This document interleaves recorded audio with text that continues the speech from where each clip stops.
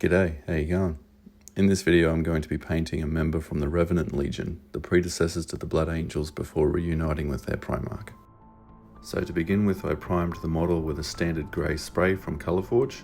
You can however begin with black if that's all you have available. I then grabbed a very old and worn brush and began layering AK Interactive's oily steel all over the model. It's best to utilise your old worn brushes here, not only because you have no need to be neat, but you're only really trying to get a strong base coat down, and with metallics they tend to wreak havoc a bit on your brushes, more than regular acrylic paint, so save these jobs for your less loved brushes. Be sure to keep the paint thin and to a couple of coats. This will be the primary colour of the Marine, so it's important to make sure the layers are smooth here.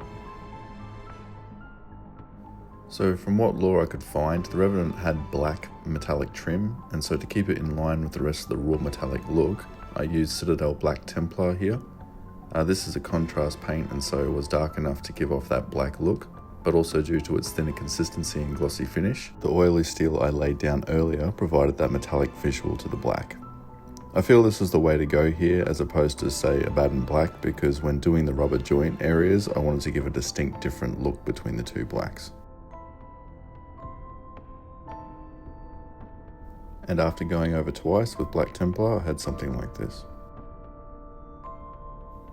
Now for the power conduits around the legs, I used Army Painter Matte Black.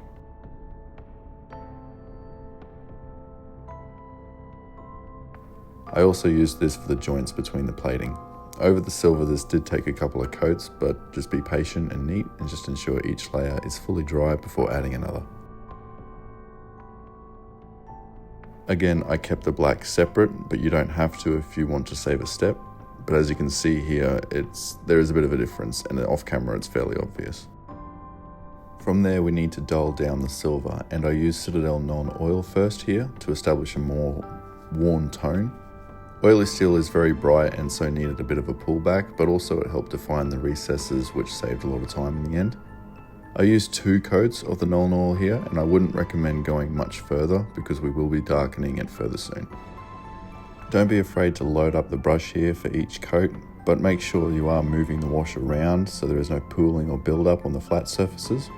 It's also very important to let each coat dry before applying the second, or the wash will peel or scratch and there's no fixing that once it's done, other than starting over again with the silver.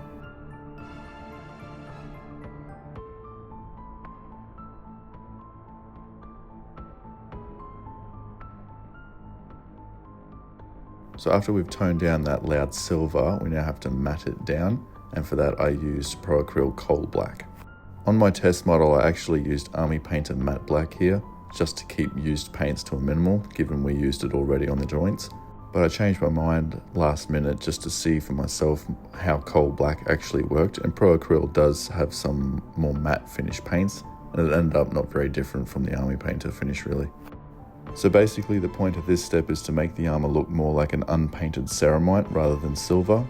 And lore is a bit confusing because they say ceramite can be silver or grey, and so I thought the silver was the perfect tone of grey I wanted to use, but I just needed to make it more matte. So glaze it down to a wash and stain the silver with a darker matte finish so it maintained that colour but didn't give off a silver and more of an unpainted metal. I then returned to the black trim with more Black Templar because the coal black took the shine away from there and I wanted it back. So because, as I said previously, contrast paints have a glossy finish which helps bring that shine back to the area.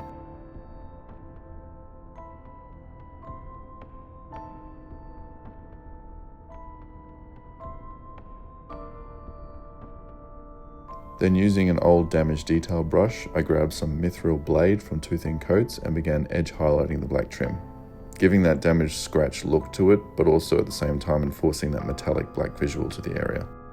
Also using it to highlight all the studs found around the armour as well. And as you can see, this took almost no time at all because I deliberately avoided being neat. After all, it was more for a damaged armour look rather than an edge highlight, so feel free to leave some areas undone.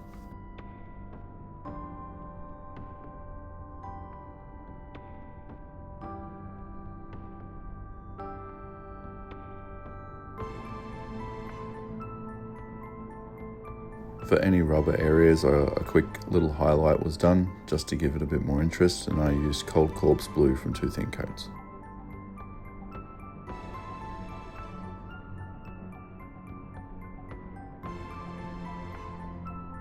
Moving on, for some additional little tubes around the armour, I paid a tribute to their future colour scheme and chose to make them red. And for any armour areas that may have felt heat, or for just a little bit of a colour change to a predominantly silver model, I hit the backpack with some bits of tin from 2 thin coats. You could utilise the bits of tin anywhere you like, really, it's up to you, but I also gave all of these areas a quick wash with Agrax Earthshade. Now for the bolt gun, I began with the metal areas and chose a different silver than the armour, again for some breakup, otherwise it'll tend to look all the same, and so I used AK Interactive's gun metal.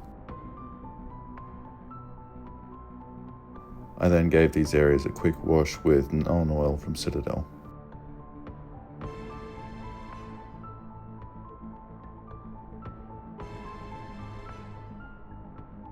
I then quickly went back to bits of tin for any exposed casings or emblems on the bolt gun. I chose just a standard black for the actual weapon, and so used a Batten Black from Citadel. Could even use Army Painter Matte Black here if you want. And gave the bits of tin areas a quick little glaze over with Citadel's Guilliman Flesh from the contrast range. The Abaddon Black was then edge highlighted with a thin line of Eshin Grey from Citadel, keeping the paint thin but also controlled, so wanting it in that sweet spot so it's not going to run out of control straight off the brush. I then got the lens prepared with a thin line from Pro-Acryl's Bold Titanium White, before applying a relatively heavy layer of Flesh Terror's Red from the Citadel Contrast Paints range, and soaking up any excess amounts with the brush until the white underneath came through just slightly.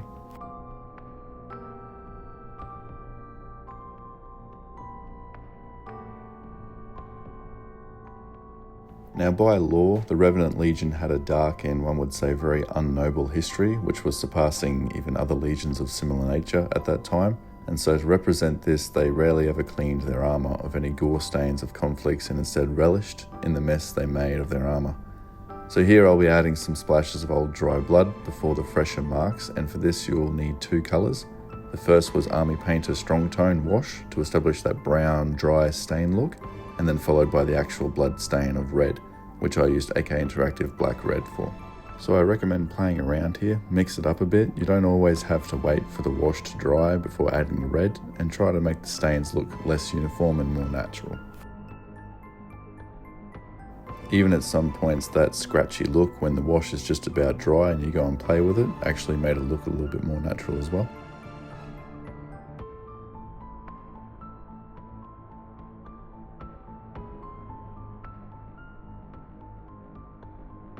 And for the fresher stains, I used Citadel Blood for the Blood God. So add this one thicker over some of the dry areas, or wipe away some of the excess on your brush for that more splattered look. And there you go, a member from the Revenant Legion. As I said, the unpainted ceramite look can be grey or silver. In the end I went with the silver, and to me it still looks menacing and perfect for these blood-crazed monsters.